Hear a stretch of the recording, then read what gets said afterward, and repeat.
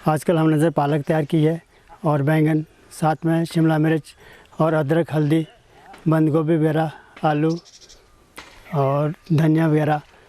और हमारी एक सोसाइटी है इसमें, शुभम कॉर्पोरेशन, इसमें और पानी वगैरह की स्कीम हमारे यहाँ सब कुछ चल जाती है। आजकल हमारा फसल तैयार है, जो जैसे पालक और आलू भी तैयार है, बंद गोभी तैयार हो रही है हमारी, धनिया भी तैयार है, चला हुआ सब चीज़ें।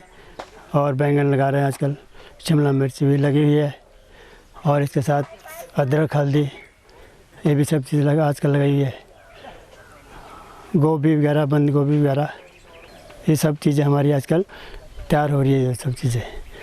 बाकी पानी भी हमारे पास कंटिन्यू आता है यहाँ पे सरकार की तरफ से। और इसके बाद हमारे पास फिर टमाटर की फसल अगली लग जाएगी इसके साथ कुछ दिनों में। हमारे पास एक सोसाइटी है शुभम कॉर्पोरेशन की तरफ से, उसमें हमारे को बीज वगैरह उपलब्ध मिलते हैं और खाद वगैरह सारी, यूरिया 12% वाला जैसे सब मिलती है। और हम आगे हमारे सब्जियों को बेचने के लिए हमारे आगे सोसाइटी की तरफ से हेल्प मिल जाती है।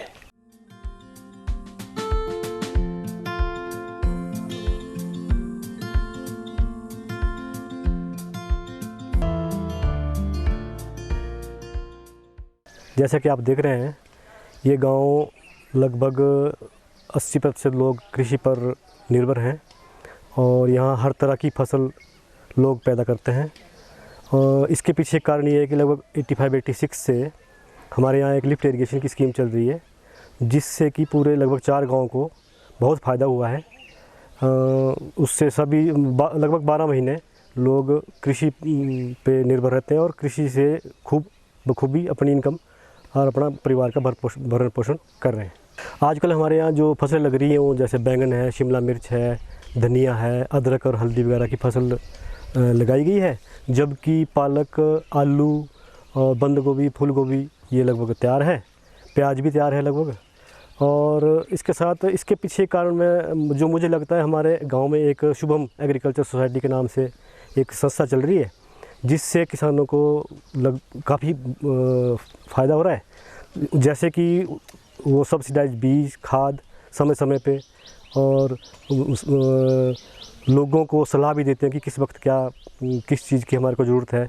उसके साथ साथ जैसे अगर फसल तैयार है तो उसकी मार्केटिंग के लिए भी हमारे को बखूबी वो हेल्प करते हैं।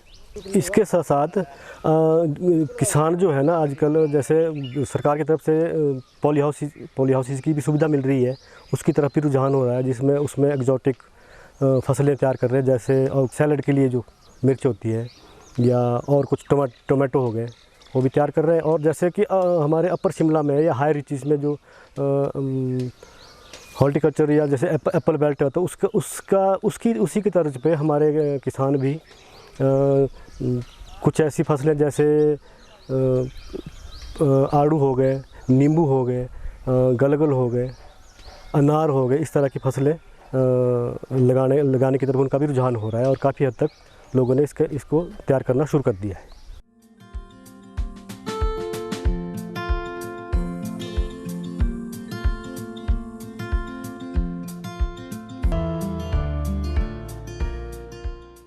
मैं एक कृषक हूँ। जैसे आजकल हमारे खीरा पे हम वो झांबा लगा रहे हैं और हमारे आगे मतलब आलू लगा रहे हैं, आलू की पटाई कर रहे हैं। जब बीन है, बीन की तुड़ाई भी शुरू हो गई है और आगे की तैयारी हम और कर रहे हैं। जैसे टमाटर की पनीरी दे रहे हैं आजकल, और 15 से 20 दिनों के बाद हमने वो लगाना शुरू कर देना। और पीछे जैसे हमारे मटर गोभी थी, वो हमारे समाप्त हो चुकी है, लेकिन ये लॉकडाउन के कारण हमारे को इस बार उसका ज़्यादा लाभ नहीं हो सका। इसमें ज़िम्मेदार बहुत बुरी तरह से पिस चुका है। मतलब जिसके 50,000 की सीज़न होता था, उसके 5 या 7,000 का हुआ। मतलब बड़े बड़े लोगों के कारण कहते हैं महंगाई नहीं होनी चाहिए, तो ज़िम्मेदार क्या करेगा? ज़िम्मेदार तो पिसा हुआ है ना। अरे एक मेरी शिकायत और है सर, कि जो हमारे यहाँ एग्रीकल्चर 22 में जो भी है या मशोबरा में है, यहाँ हम आम लोगों को ये सब्सिडियाँ कोई नहीं मिलती सर। सोसाइटी में जो मेंबर है बस उन्हीं को ही फ़ायदा है उससे, बाकी आम आदमी को तो वो फुल कॉस्ट पे देते हैं। वो जो उसमें है जी मेंबर कोई 15-20 मेंबर होने, वो आपस में ही करते हैं, हमारे को तो बाज़ारों से ही लेना पड़ता है सब कुछ।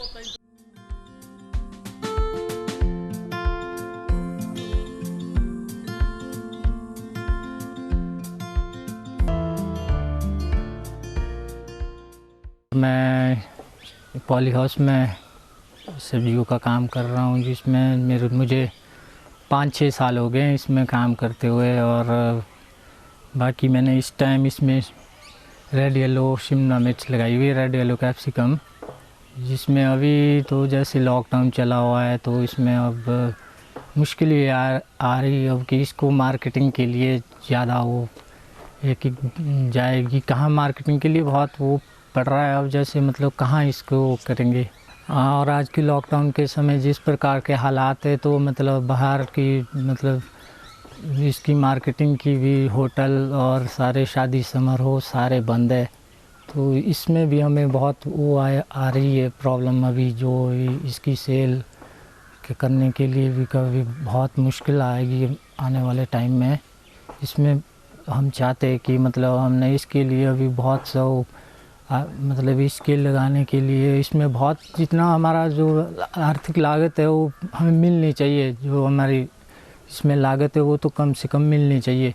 बाकी ये है भी कि अगर इसमें इतनी मेहनत है वो हमें मिलना चाहिए। मतलब सरकार से हम ये चाहते हैं कि मतलब इसमें जो हमारे बेनिफिट, तो चलो अब आर्थिक स्थिति जिस प्रकार से चल रही है तो मार्केट में मुझे नहीं लगता अभी इस बार इतना मतलब हमें रेट मिल पाएंगे। जिस प्रकार से अभी मतलब होटल भी बंद है और शादी समारोह भी सारी मतलब होटलों में ही ज़्यादा इसकी खपत ज़्यादा होती है, शादी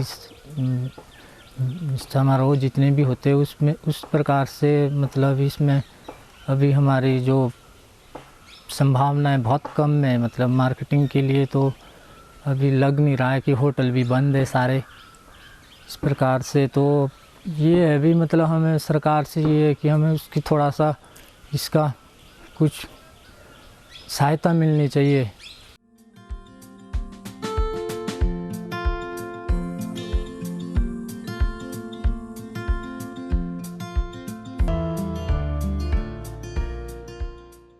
आप जैसा कि आप देख रहे हैं हमारे पास अनार, नींबू और सेब की 3 वैरायटी है। यहाँ पे हमारे ज़्यादातर लोग निर्भर खेती पे ही है, हम भी खुद खेती करते हैं, पर हमने थोड़ा मैं यूथ की साइड से नया कुछ शुरू करना चाहता था, इसलिए मैंने अनार, सेब और नींबू लगाए। नींबू हमारे पास के लाइम वैरायटी है, सेब की कांधारी है और अनार की कांधारी है। सेब हमने अभी टाइडमैन लगाया है, उसमें अभी पॉलिनेटर्स वगैरह शुरू किए लगाने। सेब अभी नया है, हमारे को पता है उसके बारे में ज़्यादा जानकारी नहीं है, जैसे हम लोअर शिमला रीजन से है तो हमारे को प्रोफेसर और डॉक्टर हॉर्टिकल्चर डिपार्टमेंट से हमारे को गाइड करते रहते हैं कि कौन कौन सी आपको दवाइयाँ करनी है, किस टाइम पे करनी है। वैसे ही अनार का है, हमारे को सब कुछ नया है इसलिए अनार में भी हमारे को पता नहीं है कि क्या क्या करना है। आजकल जैसे कि फ्लावरिंग है तो फ्लावरिंग के लिए हमारे को दवाइयाँ बताइए कि कौन सी करनी है जिससे कि कीड़े से बचा रहे। और जैसे कि आजकल मौसम बहुत ख़राब है और ओले वृष्टि हो रही है तो हमारे को डिपार्टमेंट से एंटी हेल नेट वगैरह प्रोवाइड हुए हैं, तो उससे बहुत फ़ायदा हुआ है और हमारी फसल भी बची हुई है। वैसे ही हमारे नींबू है, नींबू में अभी हमारे तौलिए वगैरह लगाए हुए हैं और आजकल पानी देने का वो चला हुआ है, बाकी उसकी तौलिए बन गए है, दवाइयाँ वगैरह सब कुछ हो गया हुआ है और जुलाई के एंड में उसकी फ्लावरिंग शुरू होगी और अगस्त एंड से दिसंबर तक उसके हम हार्वेस्टिंग करते हैं नींबू की। उसके साथ साथ ये अनार है, अनार की अभी फ्लावरिंग है, जून एंड में इसकी हार्वेस्टिंग शुरू हो जाएगी। सेब की हमारे अभी स्टार्टिंग हुए 4 साल हुए, अगले साल से शायद वो देना शुरू कर दे। और हमारे यहाँ पे एक कोऑपरेटिव सोसाइटी है, शुभम कोऑपरेटिव सोसाइटी, तो उधर से भी हमारे को दवाइयाँ मिल जाती है समय समय पे। जैसे कि लॉकडाउन में भी हमें दवाइयाँ मिल गई और हमारे को कहीं जाने की आवश्यकता नहीं पड़ी। साथ साथ मुख्य यहाँ पे हमारे खेती बाड़ी है, तो हमने सोचा कि थोड़ा कुछ अलग करा जाए ताकि गांव में सबको प्रेरणा मिले एक इसलिए हमने अनार और नींबू लगाया। नींबू के ज़्यादा पौधे लगाए क्योंकि यहाँ पे नॉन यूनिवर्सिटी से प्रोफेसर वगैरह आए थे, उन्होंने यहाँ पे रिसर्च की कि यहाँ पे ज़्यादा नींबू लग सकते हैं क्योंकि लोअर ट्रॉपिकल रीजन है, थोड़ा गर्मी का इलाका है, तो इसलिए यहाँ पे नींबू ज़्यादा सफल होगा। और उनका बिल्कुल अनुमान सही था, नींबू की फसल अच्छी लगी। हमारे साल में पिछले साल हमारे 1 टन की हार्वेस्टिंग हुई नींबू की और रेट भी अच्छा मिला।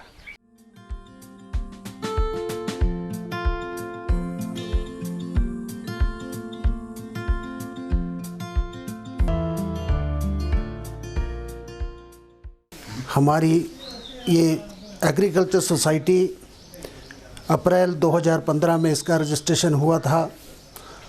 शुरू में इसकी सदस्यता बहुत कम थी, 15-16 लोग इसके साथ जुड़े थे और एक ही ग्राम पंचायत गलोट में इसकी सदस्यता अभियान शुरू किया था। धीरे धीरे इसका विस्तार किया गया और आज 3 पंचायत, ग्राम पंचायत भलोग, ग्राम पंचायत गलोट और ग्राम पंचायत शामला घाट के जिम्मेदार भी इस संस्था में जुड़े हैं। हमारी कुल संख्या जो है 141 हो गई है, जिसको हम 250 और 300 के बीच इस साल के अंत तक बढ़ाने की कोशिश करेंगे। हमारी सोसाइटी को नाबार्ड द्वारा ग्रांट इन एड दी जा रही है। इसके साथ साथ हम लोगों को समय समय पर उत्तम किस्म के बीज, खाद, दवाइयाँ और इनकी जो प्रोडक्शन है, सब्जियां हैं, साल भर ये तीनों चारों गांव जो है पानी लगते गांव है और इनमें वर्ष भर खेती को ही उगाया जाता है, सब्जियों का उत्पादन होता है, जिसे हम सोसाइटी के माध्यम से दूसरे मंडियों में ले जाते हैं और सोसाइटी की जिम्मेवारी होती है कि किसानों तक उनका पैसा किसी किस्म की गड़बड़ी ना हो, बिचौलियों के हाथ से किसानों को बचाया जाए, ये हमारी कोशिश रहती है। और सभी किसानों को, तीनों पंचायत के किसानों को समय समय पर खाद, बीज, दवाइयाँ इत्यादि जो है हम लोग उपलब्ध करा रहे हैं। इसके अतिरिक्त हम और ज़्यादा लोगों को अपने साथ जोड़ के, जिस तरीके से आजकल ये कोरोना महामारी का दौर चला है, बाहर ले जाने में सब्जी गाड़ियों की परमिशन नहीं होती है, लेकिन सरकार के माध्यम से, सोसाइटी के माध्यम से हम जो है दूसरी मंडियों में किसानों की सब्जी इत्यादि जो है बड़े आराम से ले जाते हैं। हमें लाइसेंस मिल जाता है जिससे किसानों को 2 पैसे अच्छी कीमत मिले और उनको लाभ मिल सके। सरकार की तरफ से नाबार्ड हमें समय समय पर ग्रांट इन एड प्रोवाइड कराता है, जिससे हम किसानों को आगे और ज़्यादा चीज़ें जो है, बीज, खाद जो है बल्क में उपलब्ध करा सकते हैं।